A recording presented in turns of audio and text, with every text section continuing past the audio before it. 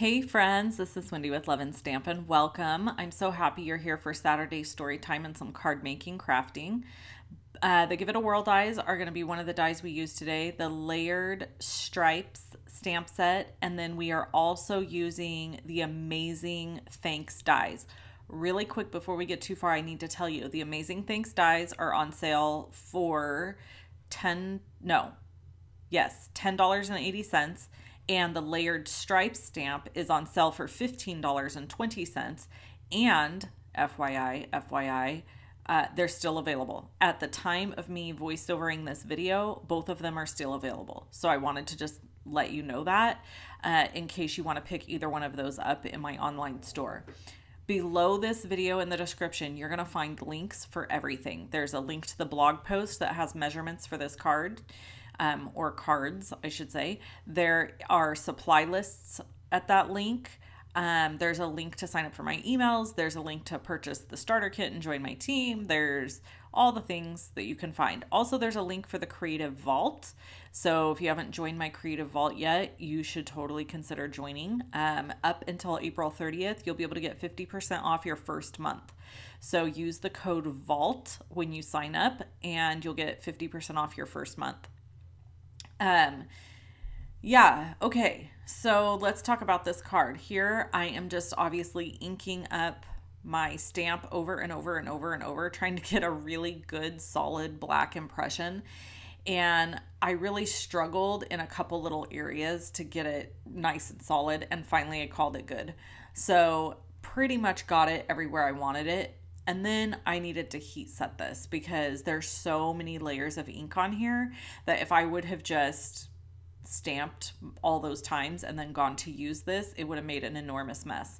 So I'm just heat setting it real quick to just get it nice and dry before I use it. And then I grabbed all my parts and pieces here, and we're going to talk about what we're doing and why we're doing it. Seriously. Why? Why do the dogs do the things right when I get on here? All right, so I'm not going to go over measurements for all of these pieces of cardstock because I listed them over on my website. So I feel like I don't need to say them here in the video just because it's not necessary. But more, we're going to talk about the composition of all of these cards. So this first one I'm starting out with here, I'm layering all of my bits and pieces down, starting with the basic black, then white, then Coastal Cabana, and then I've cut down pieces of that stamped image that you just saw. Now, I think that this is absolutely stunning. I love black and white with bright color. If you've been around here at all for any length of time, you already know that. You know that that's like one of my signature things to do is black and white with pops of color. In fact, when I'm stuck, which I'm not in this video, but we'll talk about it. But when I am stuck, that is my go-to thing to do. Black and white pops of color, because it kind of like gets me going and out of my norm, if that makes sense. So what I did is I cut supplies for 4 cards. I used these 4 cards to send to people on my team who are at a certain level with Stampin' Up! That I send a treat or gift to like once a year. So I made these 4 cards, and originally my plan was to just make them all the same. And then I thought, why not use exactly the same components, but change up every one of the card designs? So that's what I ended up doing. So I thought it would be fun to show that to you and show you kind of how I went about that process. Here I'm using what is this stamp set? Kind and Sincere, I think is what it's called. It has these little plain sentiments in it. So I thought they were perfect. And all of the cards are going to say, "You're too amazing." So prior to coming on video with you, I die cut all of my word pieces just because that's kind of time consuming. So I tried to take away anything that was extra time consuming so that you wouldn't have to watch it. Also, I think this is the last video that you're going to see this black glass mat in. I want to address this too. I switched to this a while back. It's a Tim Holtz black glass mat, and I don't really love it. I mean, I love it in concept. So if I didn't film videos, I would use it. But because I film videos, what I find is having a black background kind of changes the colors of my cardstock and stuff like that. And that all has to do with like the camera and filming and all of that. And it all makes a difference what my lighting is like and all of that. If I stick with my other Cricut mat that I have that's kind of a gray tone, I don't seem to have these issues. The other thing I didn't love about this glass mat is when I do YouTube lives, if I set anything down hard on it, it clangs really loud. And that's a problem. So, I just decided to go back to my gray mat, and this video was just recorded way before I made that decision. So there you go. So anyway, I know some people ask, you know, like, oh, where'd you get that mat, or what are you using underneath that you're crafting on? And so I always like to share that. There's nothing necessarily wrong with the glass mat. If I didn't, like I said, if I didn't film videos, I probably would use it because it's easier to clean. And it stays cleaner looking. But I film videos. So there you go. That's the decision that got made. Okay, the Give It a Whirl dies I used to cut out stars from some black glimmer paper. And I love these stars on here. I think they're so cute. If you don't have black glimmer paper, you can purchase it, or you can get like, you could use regular black cardstock, and you could put Versamark on it and do like a sticky glitter over the top. There's other options, but this is the paper I had. It was in my stack of scraps and stuff, so I used it. So this is the original card design, and really quick, I'm going to pop on the screen right here the Mojo Monday sketch that I'm using to create this card. So the sketch, obviously, as you can see, we didn't follow it exactly because I rarely do, but I thought it looked really cute, and that kind of goes with the sketch, but then the rest of the card designs aren't going to go with the sketch at all. So I just wanted to show you the sketch and show you this, and kind of show you this is how I came up with the basic idea to start with. So here I'm just adding it to a card base, and then you can see that this entire thing comes together beautifully. The other reason I wanted to just mention this really quick, that I'm switching back to that Cricut mat that's gray, is if you notice, this card didn't look like it was coming together until I added it to the card base, because the mat is black that I'm working on, and then these cardstock pieces are black, so it's really hard to see them. They like don't stand out against the background. And with that light gray mat that I use, everything kind of stands out against it. So anyway, all of that was a lot of fluff to say that I'm super happy with the mat I use, the Cricut one that's gray, and that's probably what I'm going to be sticking with. I'm thinking. I've changed it up over the years a few times. Okay, so here we are putting this card together, and we are going for a vertical look, if I remember correctly. So this will be a top folding card versus the other one that is, it's top folding too, but it's horizontal. So this is just literally doing exactly the same thing that I did on the other card, but changing up the orientation. And here you can see like I'm playing with ideas, trying to decide what to do, and you'll see that quite a bit actually through this video, where I just kind of play with a few different ideas to see if I can come up with what I want to do. Now, real quick before I get into story time, because we do have a lot of story time, I wanted to just share that I gave all of these. One of the reasons I had to record this so early and then wait to share it with you is because I had to give all of these cards to the recipients. I didn't want them to see it on here first and then get the cards. So they all were super thankful for their gift. I got them this really cute little purse kind of travel bag thing, the card, and another little bag of goodies, and they were all very grateful for it, so that was nice. And I think they'll put their little gifts and goodies to good use. All right, so let's get into some story time because these cards are not complicated, okay? The great thing about these cards is you could cut all the dimensions. Again, those are over on my blog, link below the video where it says measurements and supplies. Go to that link and you can get your info that you need there. Also, a huge favor to me is if you pin any of the pictures from that blog post. That's really helpful for me to Pinterest, pin to Pinterest. I super appreciate it when anybody does that. Okay, so one of the reasons I wanted to do these cards in all these different orientations was because I think it's important for people to understand and know that you don't have to have like bazillions of products to get different looks out of your cards. And there will be one of these 4 cards that stands out to you more than the other ones. So for example, I really like this one right here, the vertical one. I actually prefer it over the horizontal.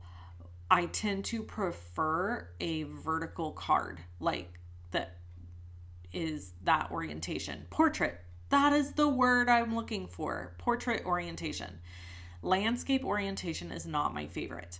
So I always tend to lean towards cards that are in a portrait orientation. So here we're just repeating the exact same process, putting this card together, but it's going to have a different outcome. Now I ran out of my little extra pieces. So here I had to cut down the one that I stamped and use it. Also, if you cut this correctly, which I did not do on this, if you cut this correctly, you will have a few little strips left over with the stripes that you could add to the inside of the card. So here I'm thinking, because I'm like, okay, what measurements do I need? So anyway, I just thought I would share that really quick. Like you will have little extra pieces left over if you cut it just correctly. Let's get into story time. So if you're new here, you've never been here before, first of all, welcome. We're so happy that you joined us to hang out with us today on Saturday. Saturday videos for me are my time to connect and share with my friends here on YouTube. Now, if that's not your jam, I've in the past, for example, I've had comments like, you chat too much, you talk too much. Listen, my 3rd grade teacher is the one that let me know that, okay? I get it. I'm too much for some people. I yap too much for some people. You're just not my people. That's what it boils down to. I can remember as a child always feeling like I was taking up too much space in a room. And I'm 42 now, and I am fine with how much space I take up. So if it bugs you that I chit chat or you don't like it, we're okay with that. You can click off this video right now. You've gotten the idea, or you can mute me and turn on music, whatever suits your fancy. And I do have a friend, my friend Tracy, who's like, it's so sad that you have to give this warning, like almost in every single video. And I said, I know, but if I don't, then I get the nasty comments and it annoys me. And then I have to address it at some point, I feel like. So anyway, I don't know. Maybe it is annoying for me to address it the way I do. If it is, just tell me, guys, and I just won't anymore. And we'll just let the grumps be grumps. So story time. Let me fill you in on our life as of this moment. Okay. As of this moment, we have Nala, who is our new horse. Those of who not been here for the journey, super fast. We bought a horse. The horse had a neurological disease. The horse went back to its original owner. Then my daughter worked with a Mustang for a little while. We kind of determined that probably wasn't going to go in the best direction. It's a wild animal. I mean, she doesn't have a ton of experience, but the 4 weeks that she did get to work with him, I feel like she got invaluable lessons and opportunities from. So don't regret it at all, but we knew that that could possibly come to an end. So it did, and we started looking for a horse again, and one just like came together super fast for us. And that's crazy because the horse market is horrendous right now. So let me tell you how small our world is, because I have not shared this part of the story with you guys. So our trainer gets a hold of this woman. I end up getting a hold of the woman who has the horse. We exchange a little information. My daughter and I decide to drive to look at the horse in Urington, Nevada, which is 3.5 hours from us. Okay. So on Monday, we go look at this horse. This is like last Monday. When you're watching this, it's not this last Monday, but the Monday before. So we've had her for like almost 2 weeks. No, wait. We've had her for a week. Okay. Anyway, by the time you're watching this video, we've had her for 1 week. So anyway, we go look at the horse. My daughter loves her. She's like, yes, I want her. Okay, great. So now we have to find a veterinarian to do what they call a PPE, which is a pre-purchase examination.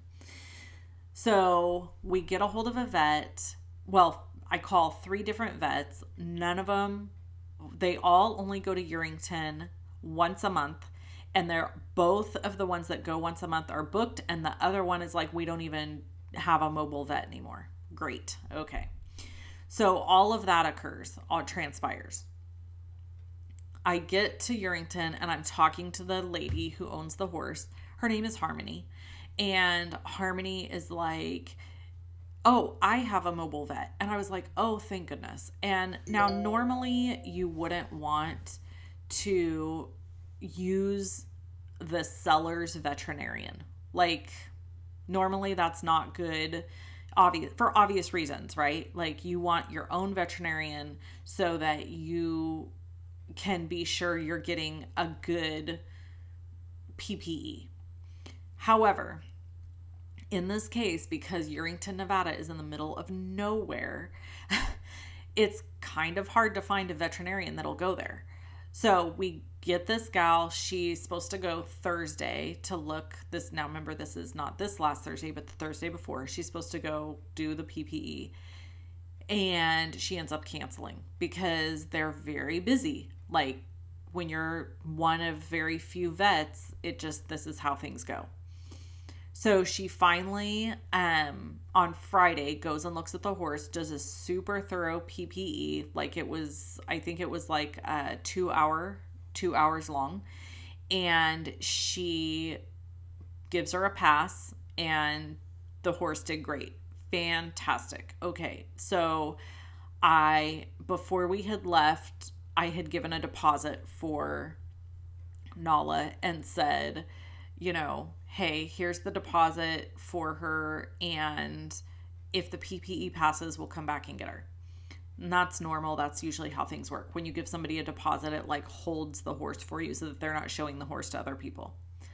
So then everything passes. Yay, we're going to go get her. Okay, so on Monday when I went up to visit with this lady, this is where the weird thing, small world, we start talking and she's like, yeah, she was going to be my husband's horse, but he just doesn't have the time to dedicate, blah, blah, blah. He's a lineman. And I was like, you're kidding. My husband's a lineman. And she's like, what? And so we start talking and we're talking about all this stuff. And I'm like, you know what? Actually, there was a guy that worked with my husband who I think moved to Urington, Nevada. And she was like, really? So I say the name and she's like, oh my gosh, my husband works with him. And her family is friends with that family. Isn't that weird? Like, I swear the world is just the smallest place. So her and I both just kind of had all of this peace and comfort about the transaction. The fact that like where the horse was going, she was happy about. I felt confident that she was being honest with me about the horse and its past and its history and everything. It just kind of all fell into place and felt right. And that is the first time with any of this horse hoopla that I have felt that way. When something just settles in your soul, like this is the right thing. I don't care what it is, but you know what I'm saying? That feeling of like, oh yeah, this is right. This is what it's supposed to be. That is how I felt with this whole situation with this horse.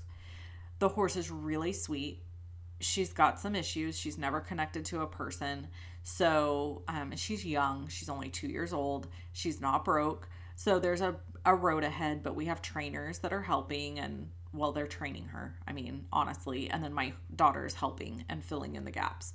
So, we got this horse for much less money than we paid for the other horse. And we did, I don't know if I ever shared this, but we did get our money back for the other horse. So thank God.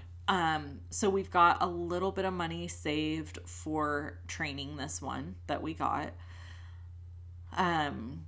Yeah, so it just worked out perfect. Like, I feel really good about the whole thing. And I'm very, very pleased, very, very happy with how everything went. And I think we're going to be okay. I think it's all going to be okay now. So anyway, all of that being said, that's kind of the update on the horse situation and how cool and small world. And also, like, the people only have one daughter. We only have one daughter. They had like a smaller house. We have a smaller, there was just all these really weird, tiny little similarities.